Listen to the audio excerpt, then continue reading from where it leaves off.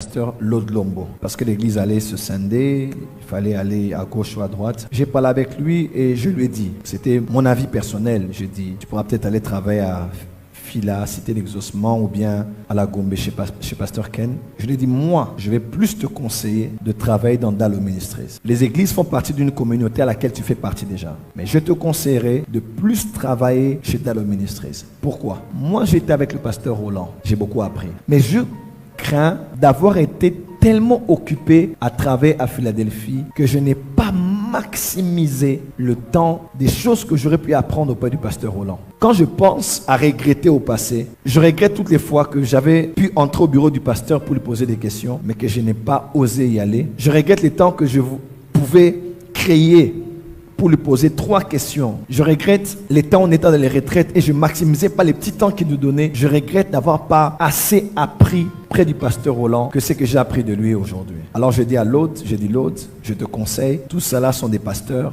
comme toi, les églises vont évoluer, mais je crois que tu apprendras beaucoup plus si tu t'attaches au pasteur Roland. C'est un grand homme qui gère des hommes d'État. Nous, on a vu à Philadelphie des grands. C'est un homme, une année après Philadelphie, on avait plus d'1 million de dollars dans la caisse. Comment il a fait? En peu de temps, on a ouvert des églises. Comment il a fait? Et puis, il a réussi ce que David avait échoué. David a remporté beaucoup de guerres à l'extérieur, mais a échoué dans son foyer. Pasteur Roland a géré une femme toutes ces années, a réussi l'éducation de ses enfants toutes ces années. Ses enfants se marient, ont étudié, sont de bonne stature, carrure, éducation. Il ne les a pas coincés dans une prison. Chaque enfant émerge dans son talent, celle qui chante, celle qui est dans tel domaine. Et je dis, tu apprendras plus si tu colles le pasteur Roland. Si tu le sais, il va aller dans un pays, tu le précèdes, tu organises ses programmes. Serre-le. L'un de mes plus grands regrets dans le ministère, c'est de n'avoir pas eu beaucoup de temps d'apprendre chez le pasteur Roland. Si j'avais appris auprès de lui, même par rapport au mariage, par rapport à l'argent, par rapport à l'intégrité, par rapport à la gestion de la gloire, il a connu beaucoup de choses. Je pense que j'aurais eu de l'avance sur le diable et certaines choses ne me seraient pas arrivées. Donc je regrette de n'avoir pas beaucoup maximisé mon temps d'apprendre près d'un père. J'étais plus occupé à Philadelphie, prêcher, prophétiser. Des fois, on recevait au bureau 100 personnes, 120 personnes. C'était bien de servir, mais je crois que j'aurais plus profité d'apprendre près de l'homme que de travailler dans l'église. C'est l'un de mes plus grands regrets.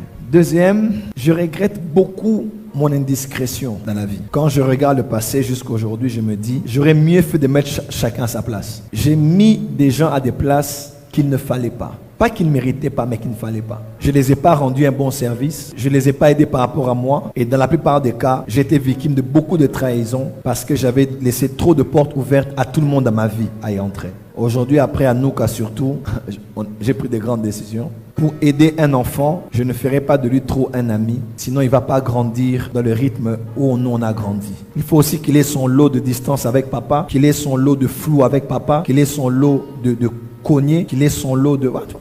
Cette étape-là, pour aider les enfants à grandir. Sinon, si tout le monde entre dans ta ceinture ou dans ta culotte, c'est fini pour toi. Pas seulement avec ceux de la famille, mais même avec les amis. Aujourd'hui, j'ai appris à mieux me taire. Je ne dis aux gens des choses ceux qu'ils doivent entendre et des choses que je ne partage pas, des choses que je partage en partie. Parce que généralement, tout le monde s'intéresse à ma vie et tout le monde aime avoir l'information officielle de ce qui se passe chez moi et tout le monde aime dire aux autres ce qu'il a entendu de moi officiellement et tout le monde aime être détenteur de ce qui se passe. Quelqu'un peut faire quelque chose, on n'entendra pas. Si le nom de Joël est dedans, et Tamboularamban, ça voyage vite. Alors aujourd'hui, j'apprends encore parce que je dois maintenant ne pas changer ma nature mais changer les gens devant qui je dois être ce que je suis. Et je regrette beaucoup de mon manque de discrétion dans beaucoup de choses. Et troisièmement, c'est mon mariage. Mon mariage pour 3 raisons. La première, personne ne dira que je suis entré dans quelque chose et Dieu ne m'avait rien dit. Personne. J'avais des signaux, je ne voulais pas entendre. Je ne voulais entendre que ceux qui